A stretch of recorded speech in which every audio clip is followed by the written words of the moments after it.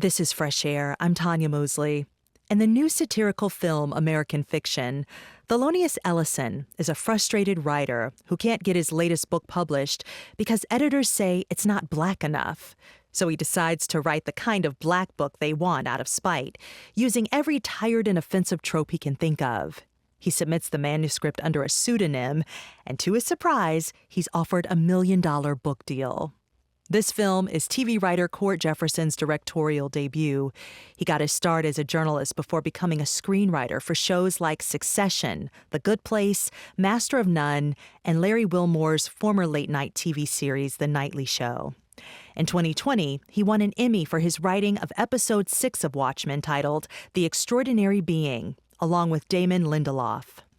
American Fiction features a star-studded cast that includes actors Jeffrey Wright, Issa Rae, Adam Brody, and Sterling K. Brown. Cord Jefferson, welcome back to Fresh Air. Thank you so much for having me. Okay, so the main character in American Fiction, Thelonious, whose nickname is Monk, played by Jeffrey Wright, is a writer and college professor who writes this book out of spite, and the book's contents play into all of the stereotypes about violence and trauma with these over-the-top characters. But of course, Monk writes it under a fake name, so to add to the lies, he says he can't reveal his true identity because he's running from the law. I want to play a scene. It is Monk and his editor, played by John Ortiz, and they're talking with Paula from one of the publishing houses over speakerphone. Let's listen. Hello? Hello, Paula. Arthur! So wonderful to hear from you. I hope that you are with the man of the hour. I am indeed. He's right here next to me. Mr. Lee? Yeah, this is he. Oh, really? Yeah, damn it. Right, okay. Yeah, I was a little confused at first, but... We're both very excited to discuss Thompson Watt's offer. Yes, well, first of all, let me just say that all of us here at Thompson Watt are thrilled with My Pathology. It is about as perfect a book as I have seen in a long, long while. Just raw and real. And Mr. Lee, is this based on your actual life? Yeah, you think some bitch-ass college boy can come up with that? No, I don't. That was a scene from the new movie American Fiction. And Cord, this film is based on Percival Everett's 2001 book Erasure. When did it become clear to you that you wanted to adapt it? Oh, wow. Almost instantly. I found Erasure. I'd had a really bad 2020. We've all had a bad 2020. I don't think that I'm saying anything unique there, but mine was bad, not just because of COVID, but also because I'd come very, very close to getting a television show on the air, and at the last minute they killed it. That was about September of 2020. And so I was feeling pretty bereft and kind of creatively adrift, and I'm a pretty slow reader normally, but this was a book that I just devoured. You know, it was one of those ones when I set it down and went somewhere else, I would sort of, my mind would drift toward it, and I would come back and read more of it. It felt like it was a book written specifically for me. Like the themes within it were things that felt like parallels to your own life. Well, in so many odd, eerie ways. And so about 50 pages in, I knew that I wanted to try to adapt the script. I would say about 100 pages in, I knew I wanted to adapt it and direct it. And then at some point, I started reading the novel in Jeffrey Wright's voice. That's how early I started thinking of Jeffrey as being the lead character for this. He just came to me. And as soon as I was done, I called my manager and asked him to contact Percival so that I might beg him for the rights to the book.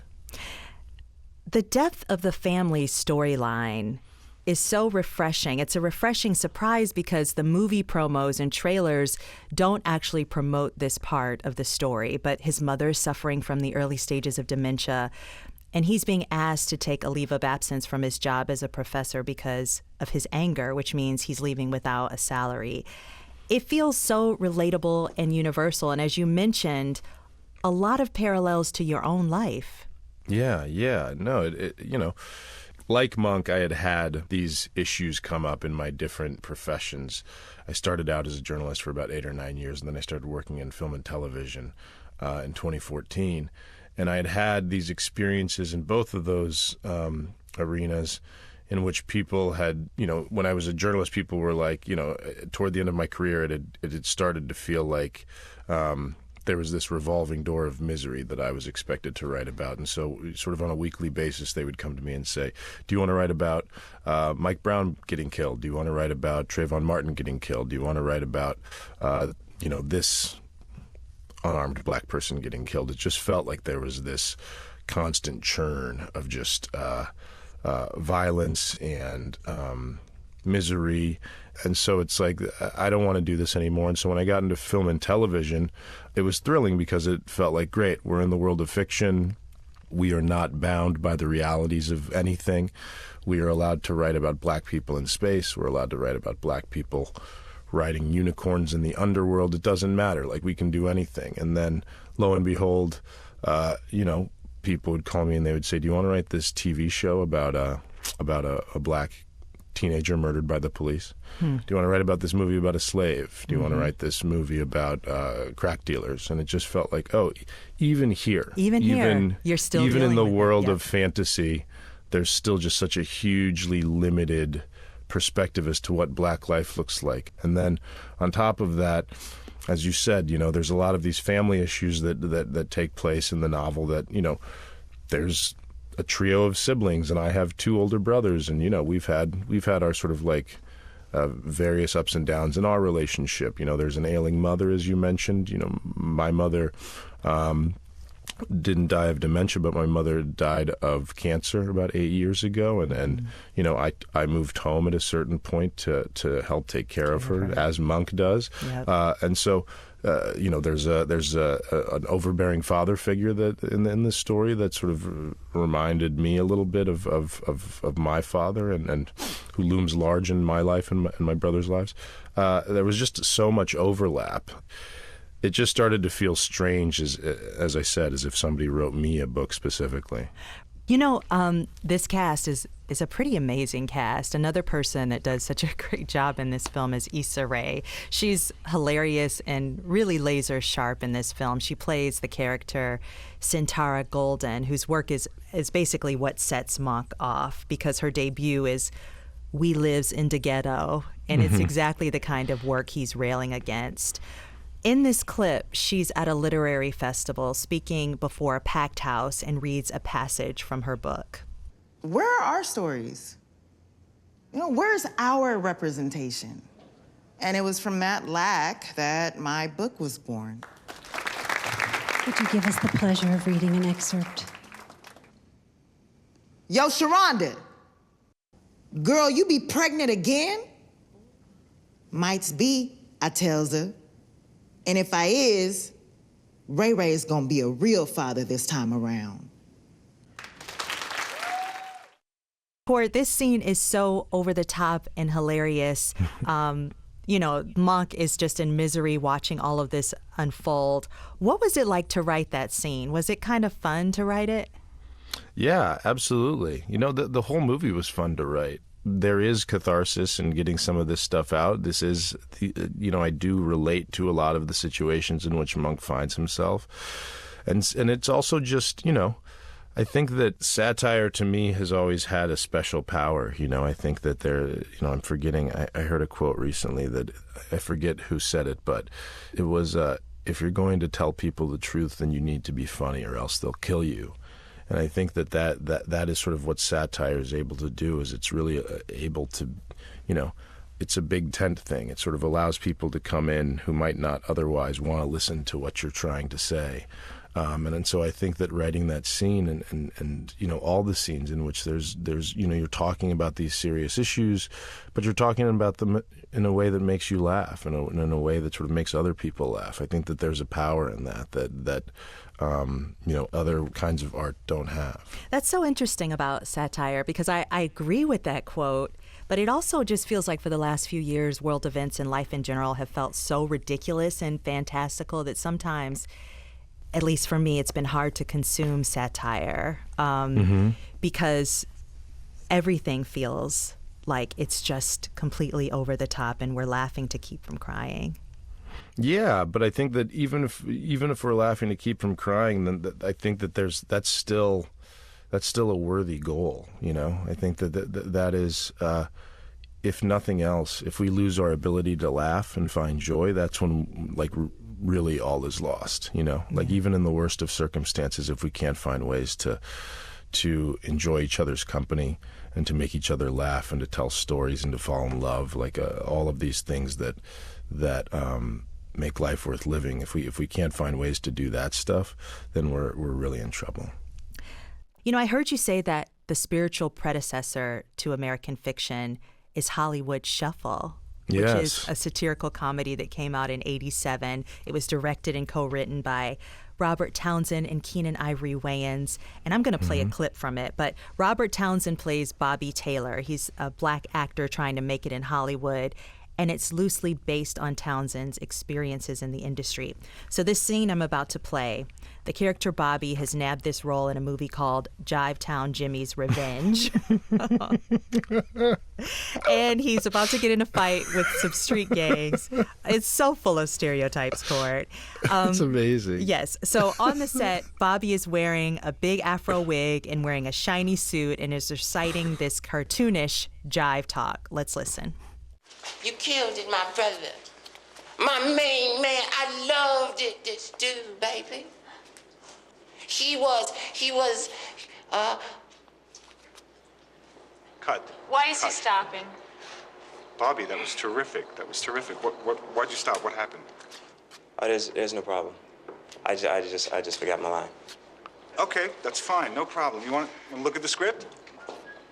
No, I'm okay. Great, okay. Let's go again. Excuse me, Sidney, before you do, I have another very good idea. Yeah. Could you tell him to be a little more, you know? Yeah, Bobby. Bobby, I need a little more black. You know what I'm saying? Like, stick your ass out, bug the eyes. You know how they move, you know? Jive ass. Let's slate it. Let's go again. Okay, sorry, Sidney. Scene 10, Baker 1. And action. That's a scene from the 1987 film Hollywood Shuffle, directed by Robert Townsend. Cord, when did you first see this film? What kind of impression did it have on you? Oh my God, the biggest. I saw that movie when I was about 9 or 10 years old, probably. Yeah. And it just changed my life. I'm sorry, I'm trying to compose myself. I love that scene is probably the funniest scene in the movie. It is. I'm dying laughing.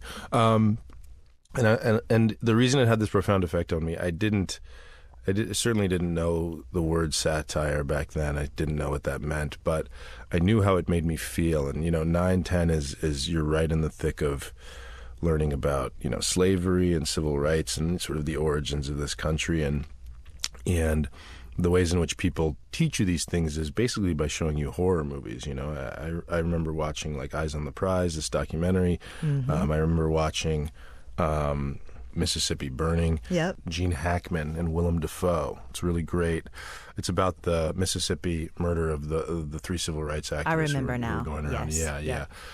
It's a great movie, but it gave me nightmares. I remember specifically like waking up in the middle of the night worrying that the Klan was going to sort of like come to my house and harm my family. Like that is how we were teaching these lessons to children, and I really like those movies. I think that they're important.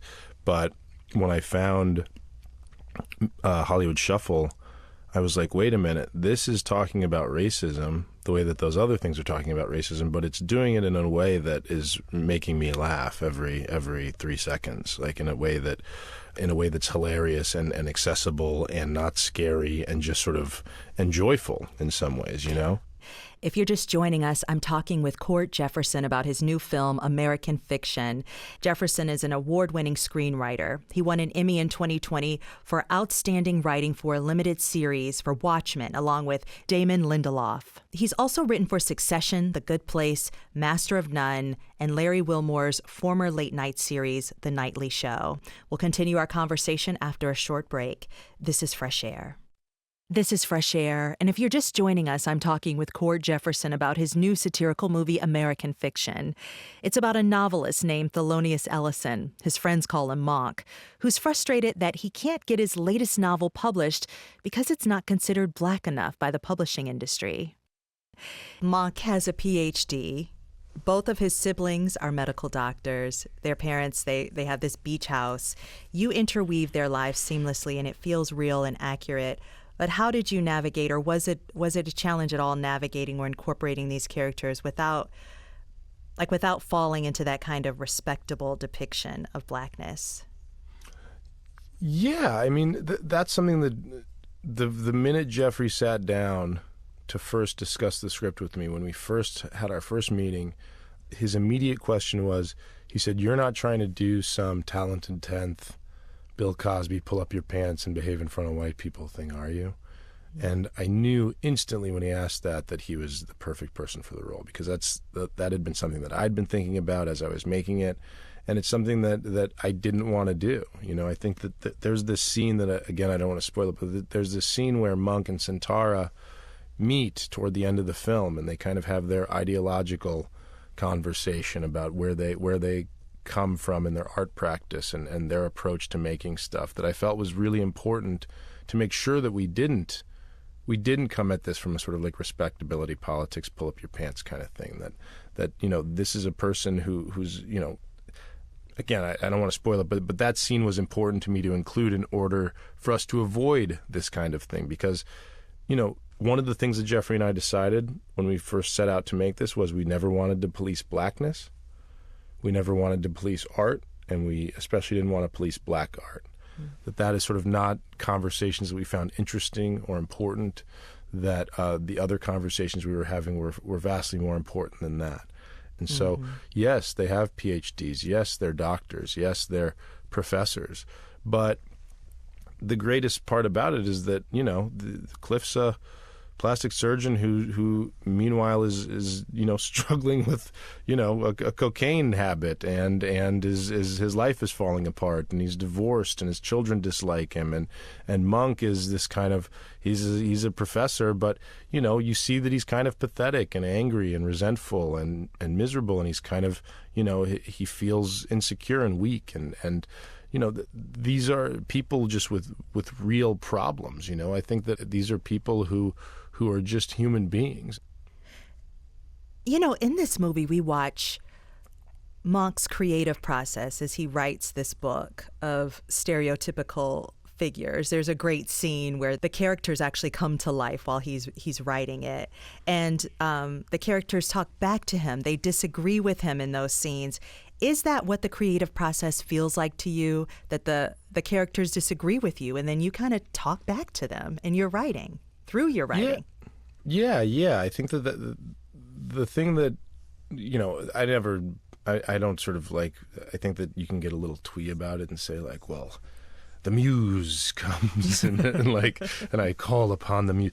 I'm not like that. I don't do it in that way, but I do think that you start to learn who these people are as the script goes on. You know, you start to build these characters in your head, and you start to understand them more from scene to scene, and then you start going, well, this is how Cliff would react here. You know, you need to just really start listening to yourself as you build them, and start trusting your own instincts as to how this character would act. That is absolutely true, and I think that every argument that you write into a screenplay should be a draw, because otherwise it's going to be super boring. You know, you don't want somebody to win. Everything, in my opinion, should be, you leave there going, I don't know who's right or who's wrong.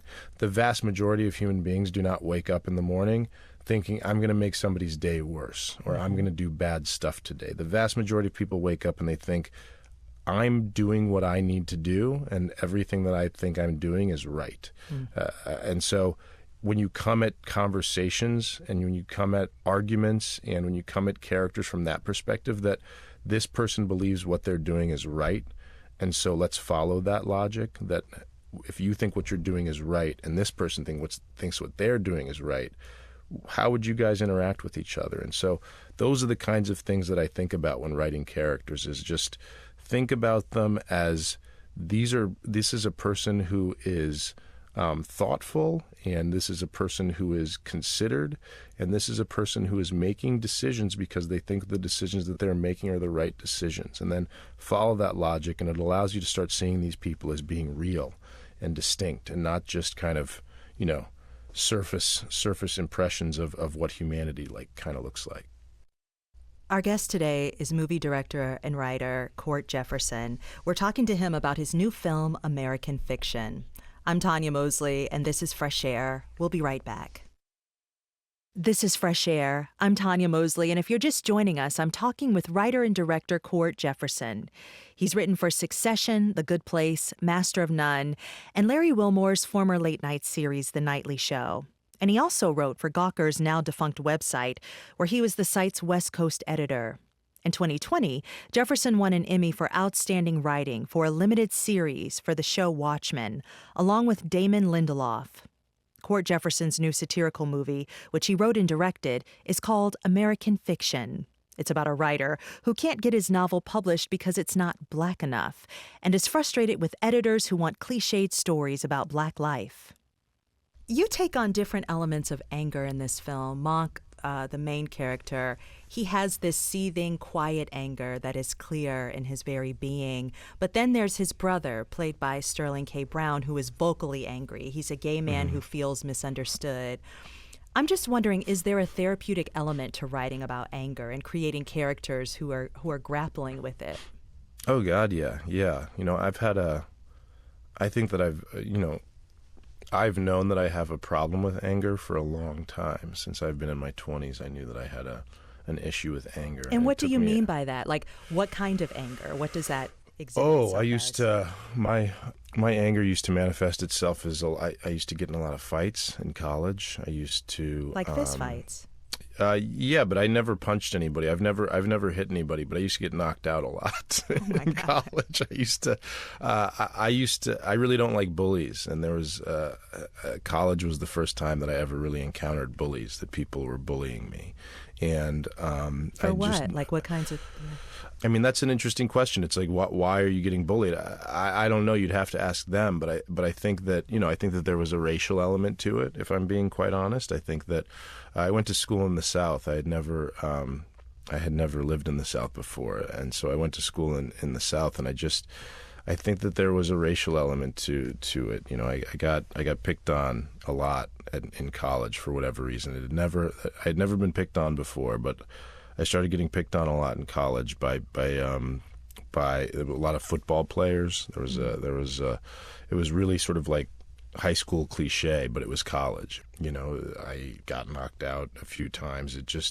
There was, and then I would get into arguments with friends and girlfriends and my family, and I would just distance myself from everybody, and I'd isolate. It was, I still feel deeply angry, but I've just learned to... Channel I've learned it into better your ways work. to... Yeah, I've learned to channel it into my work. I've learned to channel it into other creative projects, and I do a lot of therapy. I take medication now. There's just all these things that I've done to improve my life. But that being said, I'm still really interested in anger as a theme and the way that it ruins people's lives and the way that it causes people to behave. These guys in this movie, Monk and Cliff, these brothers, they're very angry for different reasons, but the thing that they both do so well, these actors Jeffrey Wright and Sterling K. Brown, who portray these brothers, the thing that they do so well is that you see the anger, but what keeps you on their side and what keeps you rooting for them is that you see the pain that's underneath that anger. When you went to pitch this screenplay, you said, if you want this script, I come along as director. And I was just wondering, is that common in the industry to write a screenplay and then take that position? No, I don't think so. I'm not sure. I think that this is an industry in which a lot of people just decide to do one thing. And, I think that my ignorance about the industry sort of helped me in guiding the career that I have, which is, when I first started working in film and television, for instance, I didn't know that people who write for television generally choose either drama or comedy. Right. It's sort of that is a path. And so when I got into it, I just thought that, I want to do both. I know about both. I feel both happy and sad in my life. I think that sort of human beings are life is neither comedy nor tragedy, and so I just wanted to work on things that felt like life, and so that was something that I never considered as being sort of this one or the other. And then when I started working in it more, I thought, I'd like to try directing one day. Actually, a friend of mine suggested that I try directing out because he said, I thought that at first that I hadn't gone to film school, so I know nothing about cameras or lenses or lighting, and so this is not for me. But a friend, a couple of years after I started working in TV, said, you should give it a go. You don't need to have gone to film school. You just need a vision and to be able to articulate that vision to the people that you hire to work on the film with you. And so that kind of planted the seed, and so I started considering that. And it took me about 4 years until I found the book that I ultimately knew I wanted to direct. Cord, I want to talk a little bit more about your journalism career for a moment. When I was a reporter, I had a white news boss tell me that I wasn't black enough. I'm from Detroit, and he said he wanted me and my work to reflect more of Detroit Tonya. And I've also had bosses tell me that I'm too black, that I focus too much on black issues. So it really shows like an impossible position to be in. Absolutely. There really is no winning. And I'm just wondering for you, you had this successful career even when you were a journalist at Gawker, and like you were able to step in and say I'm gonna make fun of this and also talk about the fact that I'm kind of on the racism beat. But had you ever had an experience where basically like the blackness meter scale came out on your blackness? Yeah. I mean, I grew up in a weird household, very strange, in which my father was a black Republican, my mother was a white liberal. There was nothing there was no political opinion taken for granted in my household. There was constant churn of discussion and interrogation, and it was a household where I learned very early on that it was up to me to make up my own mind about the world, because I was being raised by two people who thought about the world differently in various ways. And so there was a lot of healthy discussion in my household about our beliefs and what I believed, and sort of not taking lessons from the media, and sort of just learning to think for myself. And when I started sort of writing about race, I think that I realized that it was that topic in particular is one that's especially charged and gets people really polarized very fast. Yeah. And 3 months before I found the novel Erasure that I ended up writing, I got a note from an executive about this script that I'd written, that they said that we want you to make the character in the script blacker. And so that note came through an emissary, and I told the emissary, I will indulge that note if the person who gave you that note will come to me and tell me what it means to be blacker. Yeah. And guess what? That note went away, because I'm sure that person knew that if they were going to have that conversation with me, that they would be probably committing a civil rights violation, and so they can't have that phone call.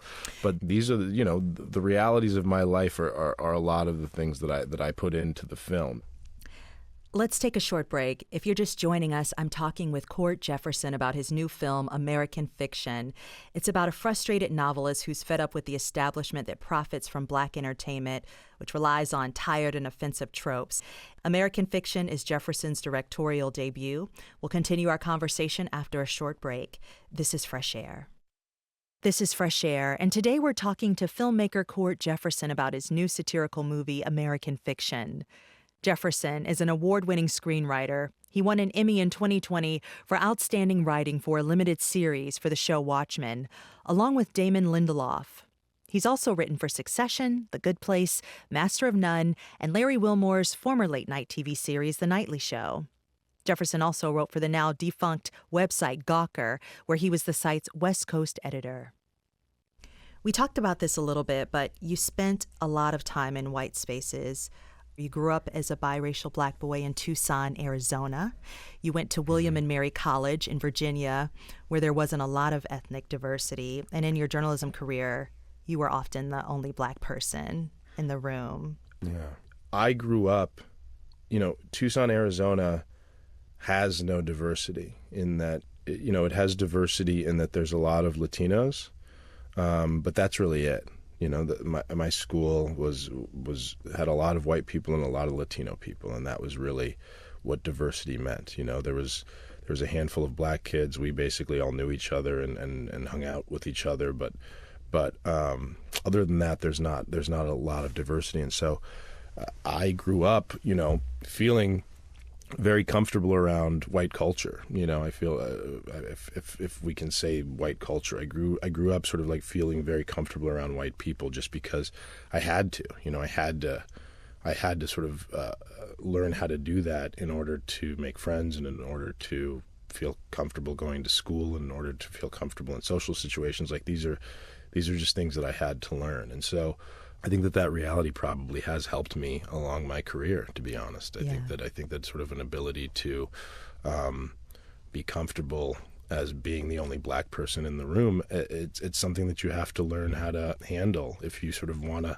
climb the professional ladder in this country. That's just the reality of the world, and that is something that I think I learned how to do from a very young age. I want to talk about something else, mortality, which, you know, is brought up in this movie. There's a thought and a through line of around mortality with Monk's parents and his sister.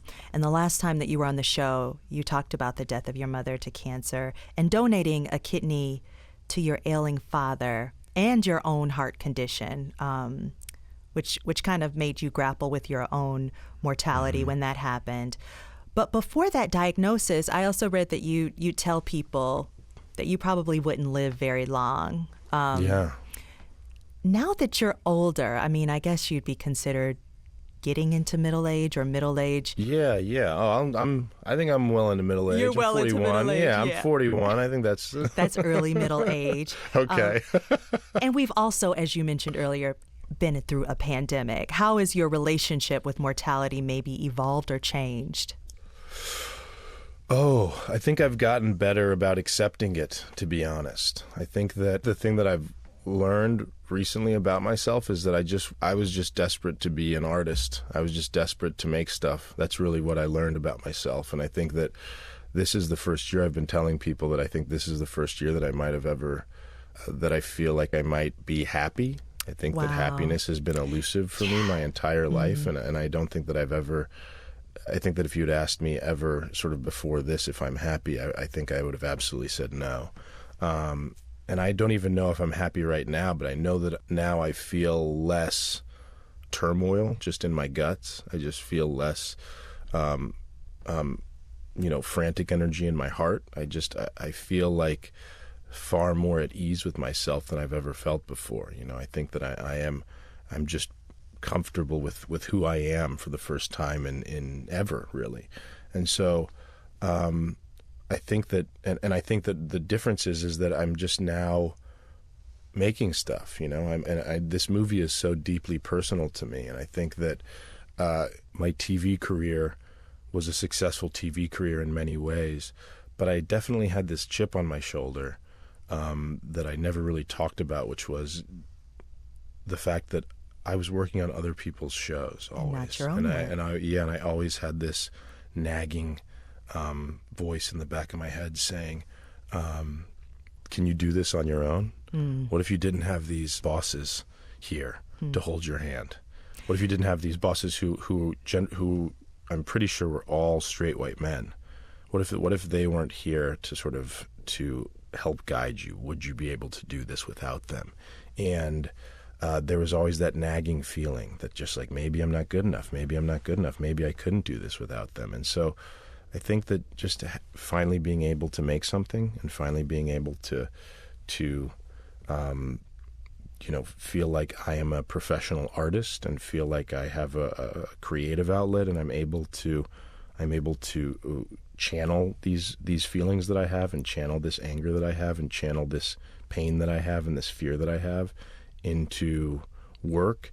I think that's really allowed me to like exercise some demons that have been plaguing me for a very, very long time. And so I think that I've just, I don't even really think about mortality these days as much as I used to, but I think that were I to, I think I just feel far more comfortable in every aspect of my life than I ever have before. And therapy. Oh God, yeah, therapy, but also Zoloft. Therapy and Zoloft. Right? Yeah, I just started taking.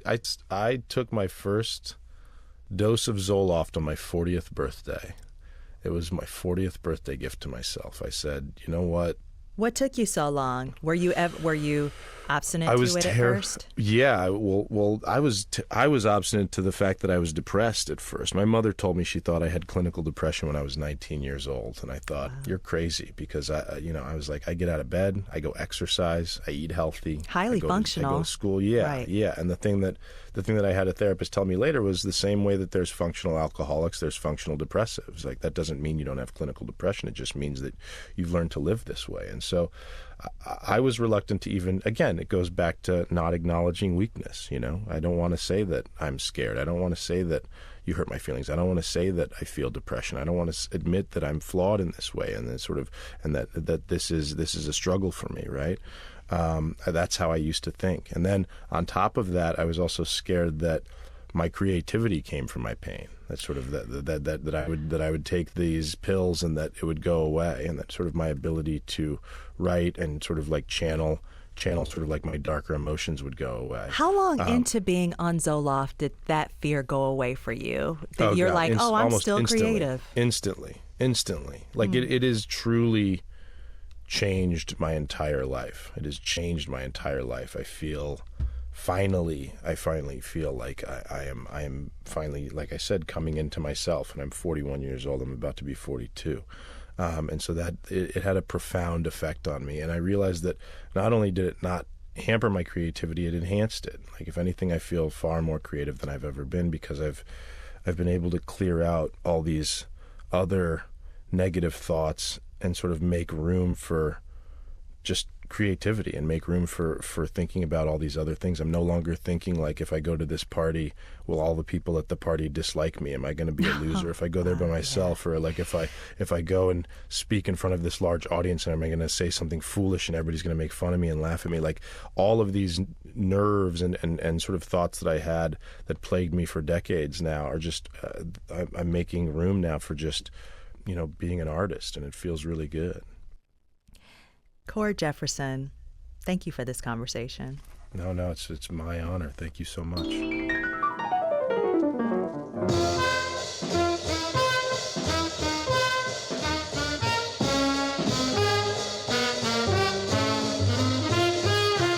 To keep up with what's on the show and to get highlights of our interviews, follow us on Instagram at NPR Fresh Air. Fresh Air's executive producer is Danny Miller. Our technical director and engineer is Audrey Bentham. Our interviews and reviews are produced and edited by Amy Sallet, Phyllis Myers, Sam Brigger, Lauren Krinzel, Heidi Saman, Anne-Marie Baldonado, Teresa Madden, Thea Challoner, Seth Kelly, and Susan Yakundi. Our digital media producer is Molly C.B. Nesper. Roberta Shurrock directs the show. For Terry Gross, I'm Tonya Mosley.